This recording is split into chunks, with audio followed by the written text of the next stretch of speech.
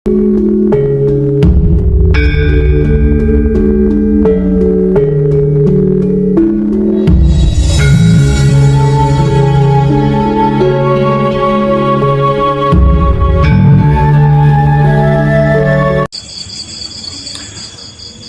ini saya kasih informasi yang lebih rinci,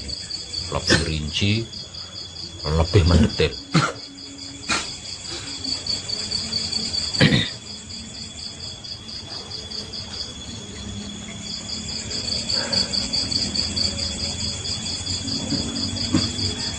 Bagi setiap manusia hidup, ini terlepas dari sadar atau tidak sadar ya. Maksudnya disadari atau tidak disadari. Sesungguhnya ada pertanyaan. Di setiap diri manusia hidup, disadari atau tidak disadari, itu sesungguhnya ada sebuah pertanyaan. Dan pertanyaan ini bisa dipastikan muncul paling awal. Bisa dipastikan dia muncul paling awal. Dan pertanyaan ini merupakan pertanyaan yang paling mendasar, paling utama, bahkan bisa dikata paling penting, yaitu siapa aku? Dari mana aku? Hendak kemana aku? Dan untuk apa aku hidup di dunia ini? Di dalam setiap diri manusia itu pasti punya pertanyaan itu. Entah itu diungkapkan atau tidak, entah itu disadari atau tidak disadari. Setiap diri manusia pasti punya pertanyaan itu. Siapa aku sebenarnya? Dari mana aku sebenarnya? Mau kemana aku? Untuk apa aku hidup di dunia ini? Itu pasti ada itu pertanyaan itu. Itu disadari atau tidak disadari? Terucap atau tidak terucap? Pertanyaan itu pasti ada di setiap diri manusia yang hidup di dunia ini.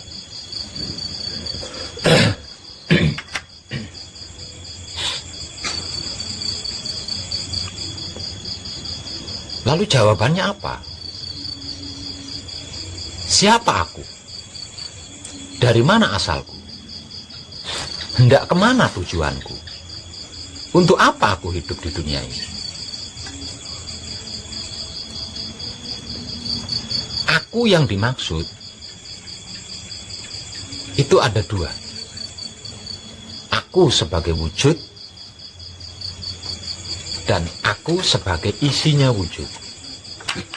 Karena apa? Karena manusia hidup itu terdiri dari dua hal, yaitu raga dan jiwa, atau jiwa dan raga. Artinya kata aku ini kan ada dua, maksudnya kan ada dua.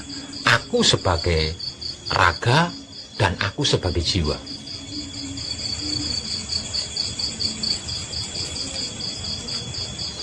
Siapa aku? Aku yang pertama adalah raga. Siapa aku? Aku yang kedua adalah jiwa. Itu jawaban itu. Pertanyaannya, siapa aku? Jawabannya, aku yang pertama adalah raga. Aku yang kedua adalah jiwa.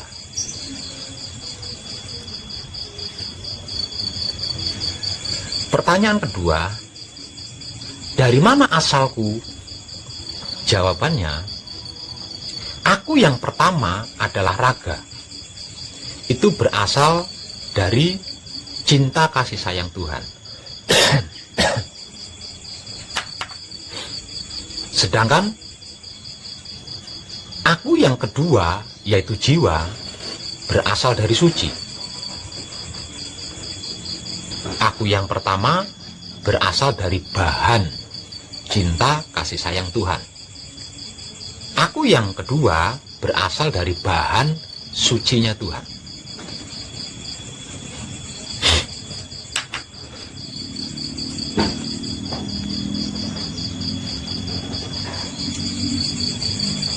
hendak kemana aku?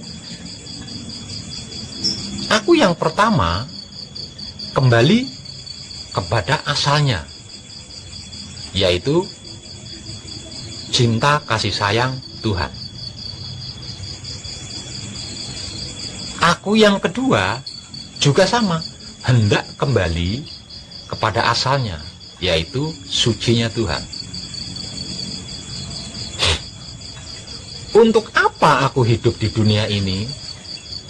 Aku yang pertama dengan aku yang kedua. Aku yang pertama untuk bercinta kasih sayang, sedangkan aku yang kedua untuk suci.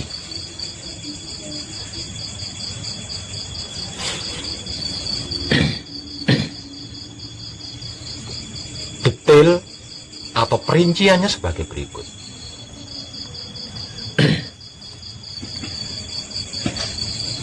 Wujud tubuhnya manusia hidup itu berasal dari cinta kasih sayang Maha Suci Tuhan. Dicipta dengan cinta kasih sayang Maha Suci Tuhan dan berbahan dari cinta kasih sayang Maha Suci Tuhan. Sedangkan aku yang kedua, yaitu jiwa, berasal dari suci, berbahan dari suci, dicipta dengan suci, didesain atau dirancang untuk suci, dan diharuskan kembali kepada suci yang menjadi asal-usulnya.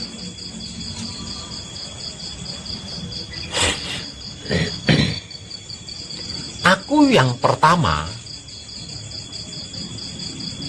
hanya satu wujud, sedangkan aku yang kedua itu terdiri dari 5 wujud.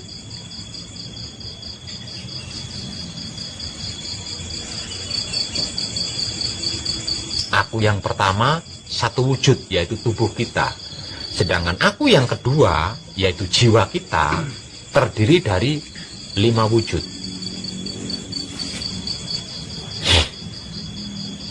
Lima wujud yang merupakan jiwa kita, apa sajakah itu? Lah, itulah wahyu panca gaib. Wahyu, arti maksudnya adalah pemberian Tuhan secara langsung, tanpa perantara. Panca itu 5, gaib itu ruh. Wahyu panca gaib berarti maksud 5 ruh pemberian Tuhan secara langsung. Lah, itulah jiwa kita yang menggerakkan tubuh kita selama ini, yang menghidupi tubuh kita selama ini, yang bisa menjadikan diri kita bisa itu, bisa ini, dan lain sebagainya. Wahyu panca gaib ini lebih dikenal dengan istilah Jawa sebagai sedulur papat kalimo pancer, yang jika manunggal tersebut sebagai hidup atau guru sejati atau roh suci atau roh kudus. Wahyu panca gaib yang menjadi jiwanya manusia atau aku yang kedua ini adalah wahyu tertua,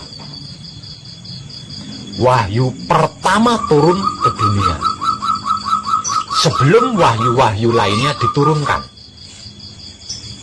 Sedangkan penerima wahyu panca gaib pertama adalah kakek moyang kita, yaitu Adam. Sedangkan penerima wahyu panca gaib kedua adalah nenek moyang kita, Hawa. Dan penerima wahyu panca gaib ketiga atau yang terakhir adalah anak cucu Adam Hawa hingga sampai kepada kita. Jadi manusia hidup itu hanya ada 3 generasi saja. generasi pertama manusia hidup adalah kakek moyang kita, Adam. Generasi kedua adalah nenek moyang kita, Hawa.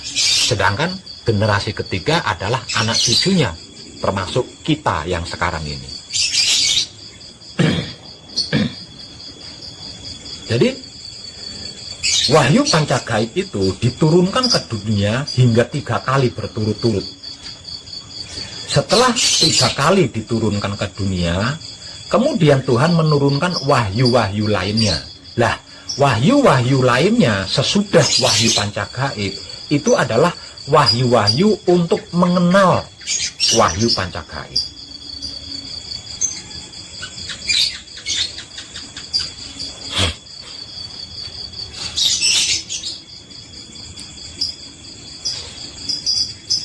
Konkretnya seperti apa Pak Web? Sebagai berikut. Setelah Maha Suci Tuhan selesai menciptakan semuanya, ya, selesai menciptakan semuanya, kemudian Tuhan ingin dikenal oleh makhluknya. Lah, dikarenakan Tuhan ini ingin dikenal oleh makhluk, kemudian yang terakhir Tuhan itu menciptakan makhluk yang terakhir tersebut manusia.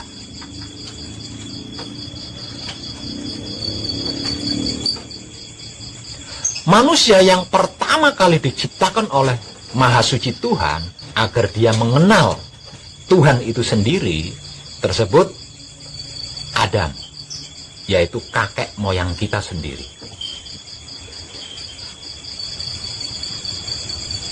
Akunya Adam yang pertama, yaitu wujudnya atau tubuhnya, itu terbuat atau diambil dari bahan tanah pilihan.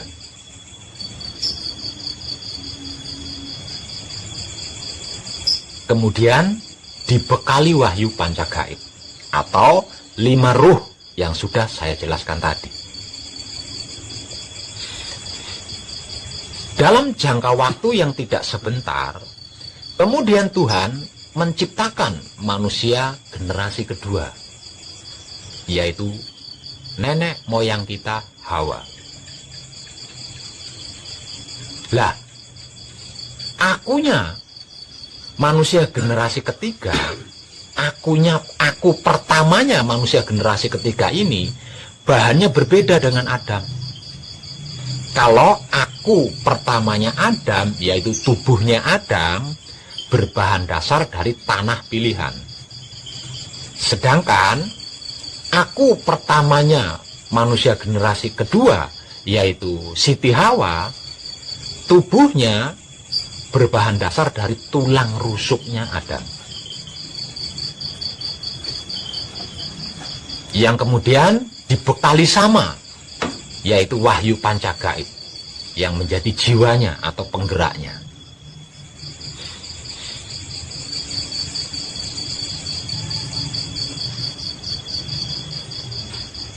Sebagai penyempurna, kemudian Tuhan menciptakan manusia generasi kedua. Lah, penciptaan manusia generasi ketiga, penciptaan manusia generasi ketiga ini tidak secepat ketika Maha Suci Tuhan menciptakan manusia generasi pertama, yaitu Adam, dan manusia generasi kedua, yaitu Hawa. Jadi ketika Maha Suci Tuhan menciptakan manusia generasi ketiga ini, dibutuhkan waktu yang teramat sangat panjang. Dibutuhkan waktu yang teramat sangat panjang. Hal ini terjadi dikarenakan Adam, kakek moyang kita, dan Hawa, nenek moyang kita, itu mengalami kesulitan untuk mengenal Maha Suci Tuhan. Nah, dengan kesulitan dari mereka berdua ini, maka Tuhan menciptakan manusia generasi ketiga dengan lebih teliti, lebih jeli, dan lebih berhati-hati. Dalam jangka waktu yang tidak sedikit, langkah awal Tuhan menitipkan cinta kasih sayangnya kepada Adam. Dalam jangka waktu yang tidak sebentar, kemudian Tuhan menitipkan cinta kasih sayangnya lagi kepada Hawa. Dalam jangka waktu yang tidak lama juga, kemudian Tuhan menggerakkan cinta kasih sayang yang dititipkan kepada Adam dan cinta kasih sayang yang dititipkan kepada Hawa. Setelah digerakkan, kemudian Maha Suci Tuhan menyatukan kedua cinta yang dititipkan kepada Adam dan Hawa, atau memanunggalkan kedua cinta kasih sayang yang dititipkan kepada Adam dan Hawa dan digerakkannya. Terciptalah manusia generasi ketiga, tersebut anak cucu Adam hingga kepada kita saat ini. Setelah penciptaan tubuhnya, manusia generasi ketiga ini disebut sempurna. Baru Maha Suci Tuhan membekali sama, yaitu wahyu pancagaib, seperti yang sudah dibekalkan kepada Adam dan Hawa. Nah, dari sini kita bisa mengambil kesimpulan bahwa bahan dasar akunya kita pertama, yaitu jasad kita atau tubuh kita, itu berbeda dengan bahan dasar tubuhnya nenek moyang kita, Hawa, dan tubuhnya kakek moyang kita, Adam. Kalau kakek moyang kita Adam, tubuhnya berbahan dasar tanah pilihan. Sedangkan nenek moyang kita Hawa, tubuhnya berbahan dasar dari tulang rusuk. Sedangkan kita sebagai anak cucu keturunan Adam Hawa, tubuh kita berbahan dasar dari cinta kasih sayang.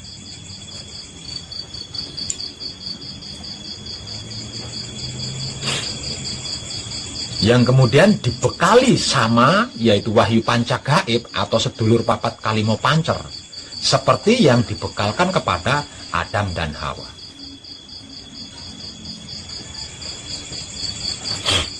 Jadi, kalau ada anak cucu Adam yang bertanya, siapa aku? Aku yang dimaksud itu ada dua. Aku sebagai raga atau tubuh, dan aku sebagai jiwa. Maka jawabannya, bagi anak cucu Adam, dari pertanyaan siapa aku, tubuhnya adalah cinta kasih sayang, sedangkan jiwanya adalah suci.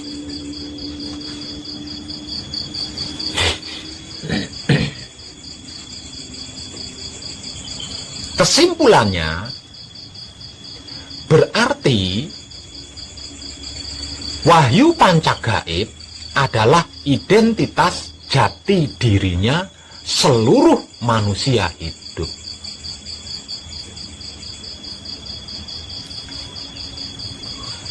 Kesimpulannya, berarti wahyu pancagaib yang arti maksudnya adalah 5 ruh pemberian Tuhan secara langsung adalah identitas jati diri pribadinya seluruh manusia hidup.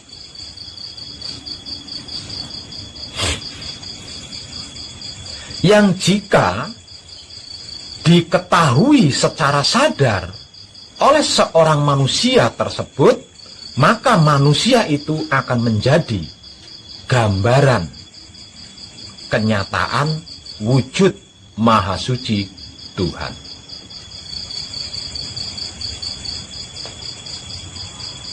Artinya, lah kalau manusia itu merupakan gambaran wujud kenyataan Tuhan,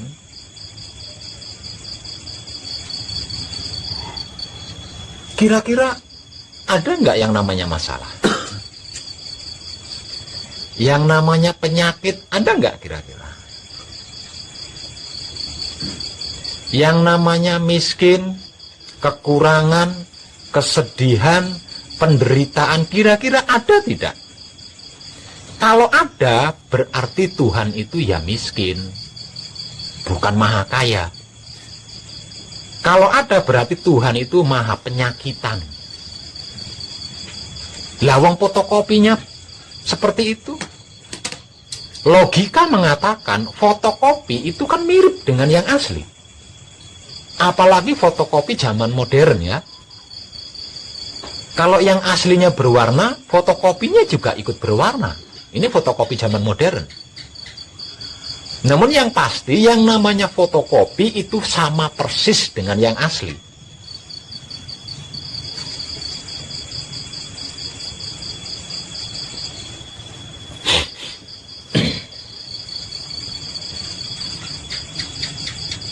Itulah sebenar-benarnya wahyu pancagaib yang sedang kita pelajari bersama, yang sedang kita kaji bersama, dan yang sedang kita praktekkan bersama-sama. Identitas jati diri pribadinya seluruh manusia hidup ini tidak bisa diraih atau ditempuh dengan cara apapun selain dengan sifat dan sikapnya wahyu pancagaib itu sendiri.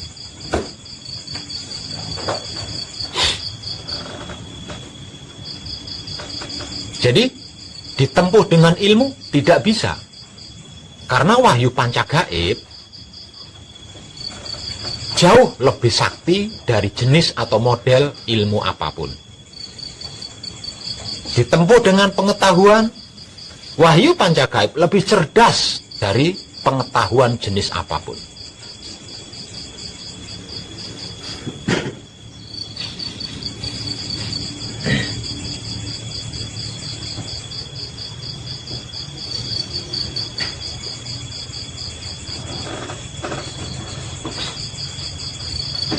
Dengan apa yang sudah saya informasikan dan kesimpulannya, berarti sesungguhnya seluruh manusia hidup di dunia ini memiliki wahyu pancagaib. Karena wahyu pancagaib adalah jiwanya manusia, isi tubuhnya manusia yang menggerak-gerikkan manusia hidup di dunia ini.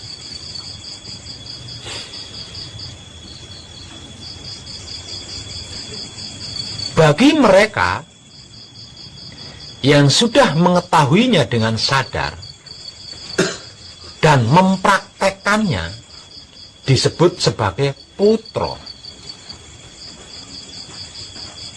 Manusia hidup yang sudah mengetahuinya dengan sadar dan melakukannya disebut sebagai putra.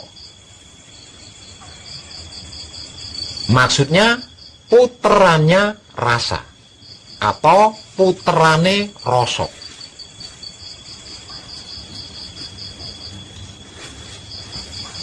Kesimpulannya berarti seluruh manusia hidup yang sudah mengetahui dengan sadar dan melakukannya adalah putra. Jadi yang namanya putra itu banyak. Siapapun dia yang sudah mengetahui identitas jati diri pribadinya sebagai manusia hidup di dunia ini dengan sadar dan melakukannya atau mempraktekannya, itulah putra.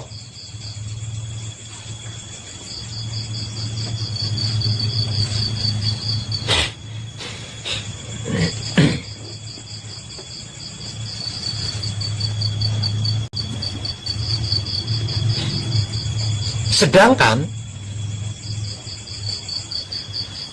bagi mereka yang sudah mengetahui identitas jati diri pribadinya sebagai manusia hidup di dunia ini dengan sadar dan melakukannya menggunakan sifatnya wahyu pancagaib itu sendiri, disebut sebagai putra kekudangane Rama.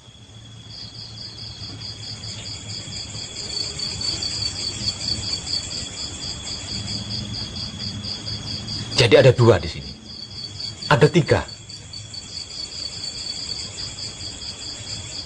Sedangkan bagi mereka yang belum mengetahuinya, yang belum mengetahui identitas jati diri pribadinya sebagai manusia hidup di dunia ini, disebut sebagai orang awam. Jadi manusia generasi ketiga setelah kakek moyang kita Adam dan nenek moyang kita Hawa itu terbagi dari dua ras. Ras pertama adalah manusia yang belum mengetahui identitas jati diri pribadinya sebagai manusia hidup di dunia ini, tersebut orang awam. Ras kedua, manusia yang sudah mengetahui identitas jati diri pribadinya sebagai manusia hidup di dunia ini dengan sadar dan melakukannya atau mempraktekannya, tersebut putra. Ras ketiga yaitu manusia yang sudah mengetahui identitas jati diri pribadinya dengan sadar dan melakukannya atau mempraktekkannya menggunakan sifatnya wahyu panca gaib itu sendiri atau identitas pribadinya itu sendiri, tersebut putra kekudangane Rama.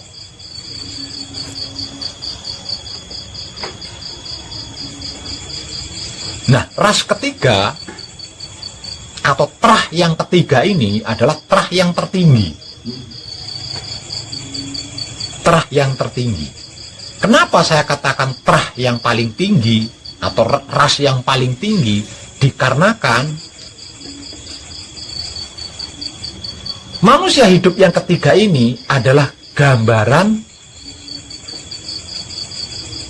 kenyataan wujud Tuhan. Artinya sama dengan Tuhan.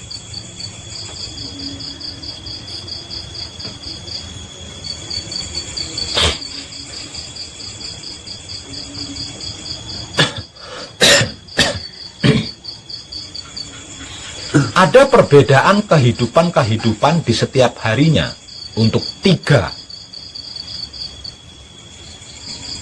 jenis ras manusia generasi ketiga ini. Manusia generasi ketiga, ras pertama, dikarenakan belum mengetahui, maka kehidupannya amburadul, dalam artian tidak tertata, tidak teratur, semrawut.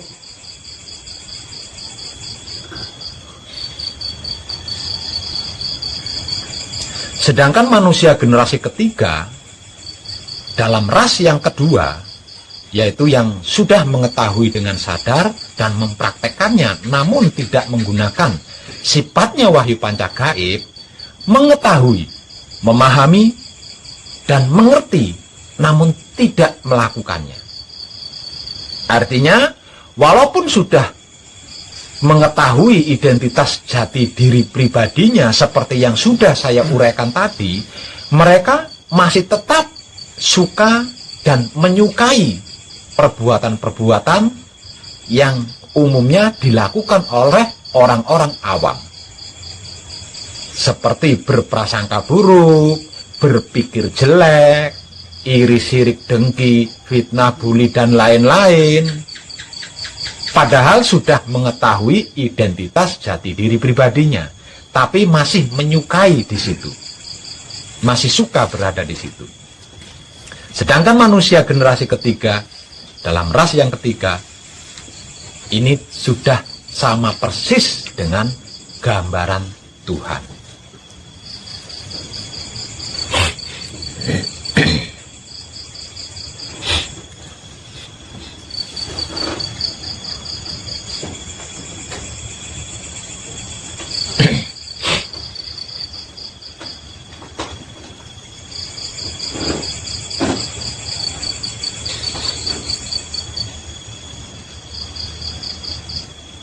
Dari kitab apa Pak Web kok bisa tahu?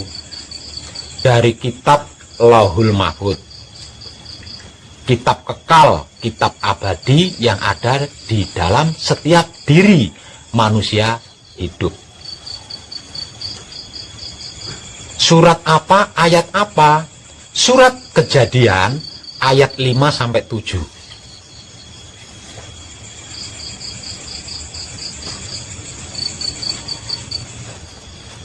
Maka sebab itu, Iqra,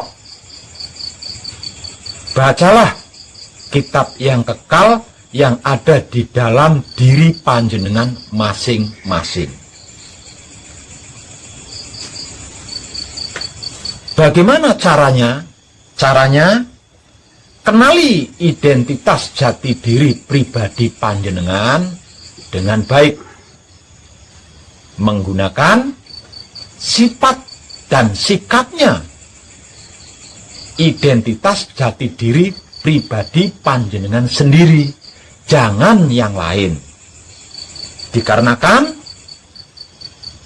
sedulur papat kalimo pancer atau wahyu pancagaib yang menjadi jiwa kita, masing-masing itu memiliki sifat dan sikap asli bawaan dari sananya. Jadi tidak bisa ditempuh dengan cara apapun, tidak bisa ditempuh dengan teknik apapun selain menggunakan sifat dan sikapnya mereka berlima itu sendiri.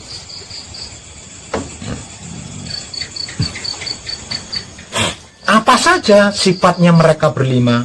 1. Pasrah kepada Maha Suci Tuhan. 2. Menerima keputusan Maha Suci Tuhan. Yang ketiga, mempersilahkan kuasa Maha Suci Tuhan. Yang keempat, merasakan kenyataan Maha Suci Tuhan. Sedangkan yang kelima adalah menebar kesadaran rasa cinta kasih sayang Maha Suci Tuhan kepada apapun, siapapun, dimanapun, hingga sampai kapanpun. Itu adalah sifat, 5 sifat asli bawaan mereka berlima yang menjadi jiwa kita. Dengan ini, siapapun dia, dengan ini siapapun dia, jika tidak mau pasrah kepada Maha Suci Tuhan, jika tidak bisa menerima apapun keputusan Maha Suci Tuhan, jika tidak bersedia mempersilahkan kuasanya Tuhan, kalau tidak bisa merasakan kenyataan Tuhan, kalau tidak bisa dan tidak bersedia menebar kesadaran rasa cinta kasih sayang Maha Suci Tuhan, sesungguhnya itu bukan manusia hidup.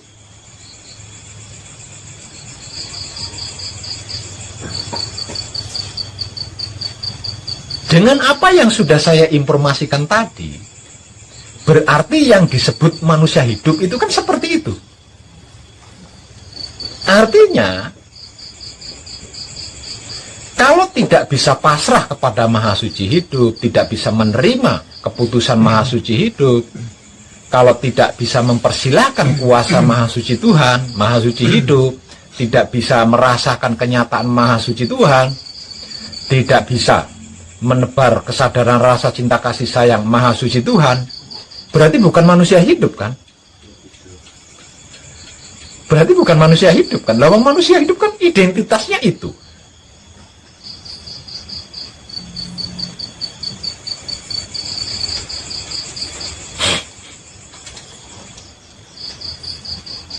Terkecuali kalau belum mengetahui, lain lagi ceritanya. Kalau belum mengetahui, lain lagi ceritanya. Namun kalau sudah mengetahui, apalagi mengetahuinya dengan sadar, kok tidak mau seperti itu, berarti bukan manusia hidup. Nah, karena bukan manusia hidup, berarti bukan gambaran kenyataan wujudnya Tuhan. Dikarenakan bukan gambaran kenyataan wujudnya Tuhan, ya penuh masalah.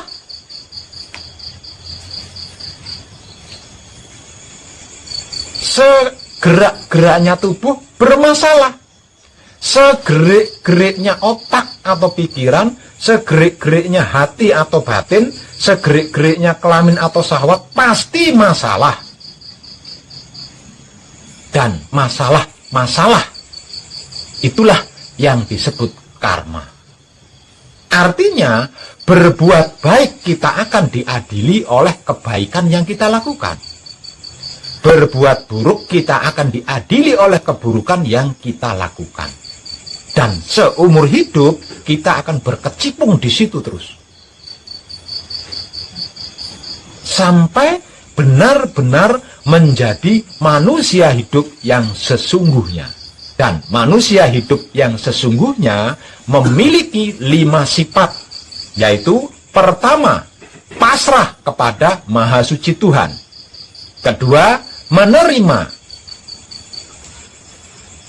keputusan Maha Suci Tuhan. Ketiga, mempersilahkan kuasa Maha Suci Tuhan. Keempat, merasakan kenyataan Maha Suci Tuhan. Dan yang kelima, menebar kesadaran rasa cinta kasih sayang Maha Suci Tuhan. Itulah sifat aslinya manusia hidup di dunia ini. Dikarenakan identitas jati diri pribadinya manusia hidup di dunia ini adalah wahyu panca gaib atau sedulur papat kalimo pancer, 5 roh pemberian Tuhan secara langsung. Dan itulah pertama kali Maha Suci Tuhan memberi kepada makhluknya. Pertama kali Tuhan memberi sesuatu kepada makhluknya adalah yang diberikan 5 roh secara langsung.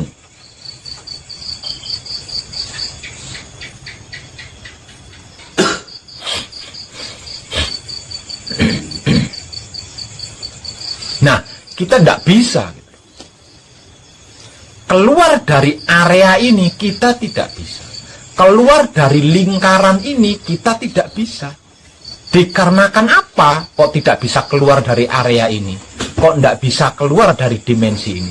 Sebab karena tubuh kita berbahan dari cinta kasih sayang Maha Suci hidup, dicipta dan dirancang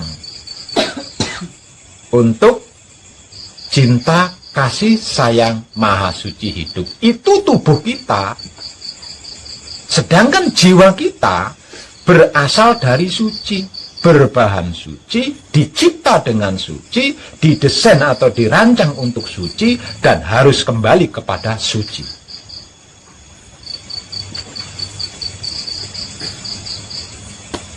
Dengan mengetahui itu secara sadar dan melakukannya, menggunakan sifatnya itu sendiri, itulah yang disebut sebagai gambaran kenyataan wujud Tuhan. Semenjak seseorang itu mengetahui dengan sadar identitas jati diri pribadinya sebagai manusia hidup di dunia ini dan melakukannya atau mempraktekkannya menggunakan sifatnya identitas jati diri pribadinya sebagai manusia hidup di dunia ini, maka sejak itu pula otak atau pikirannya berubah menjadi singgasana Maha Suci Tuhan tersebut, Baitul Makmur. Maka sejak itu pula lah hati atau batinnya berubah menjadi singgasana Maha Suci Tuhan tersebut, Baitul Muharram. Dan sejak itu pula kelamin atau syahwatnya berubah menjadi singgasana Maha Suci Tuhan tersebut, Baitul Muqaddas atau Maqdis. Lah kalau wujud kita adalah gambaran kenyataan wujud Tuhan, jiwa kita adalah singgasana maha suci Tuhan. Piye, coba jenengan renungkan sendiri. Apa yang akan terjadi? Apa yang akan teralami kalau sudah seperti itu? Sebab karena itu, manusia hidup disebut sebagai makhluk paling sempurna dibanding makhluk-makhluk lainnya, dan ditugasi untuk menjaga, merawat, dan mengelola alam semesta seisinya. Kurang apa coba kita sebagai manusia hidup?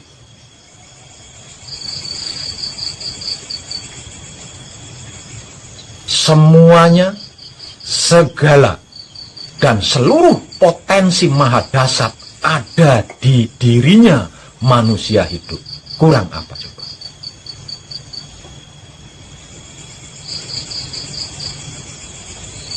Kekurangan itu terjadi dikarenakan manusia hidup mengingkari identitas jati diri pribadinya, menodai potensi-potensi maha dasar, maha suci Tuhan di dalam dirinya.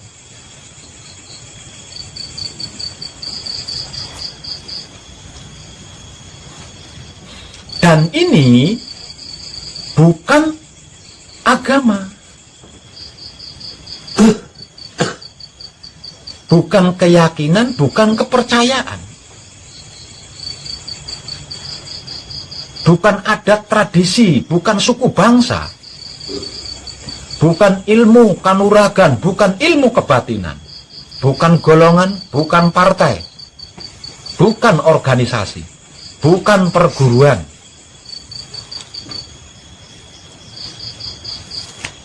dan bukan lain-lain sebagainya. Ini adalah kunci kumpul nunggal suci. Ini adalah wahyu pancagaib. Ini adalah jiwanya setiap raga yang masih hidup di dunia ini, bukan tentang yang lain.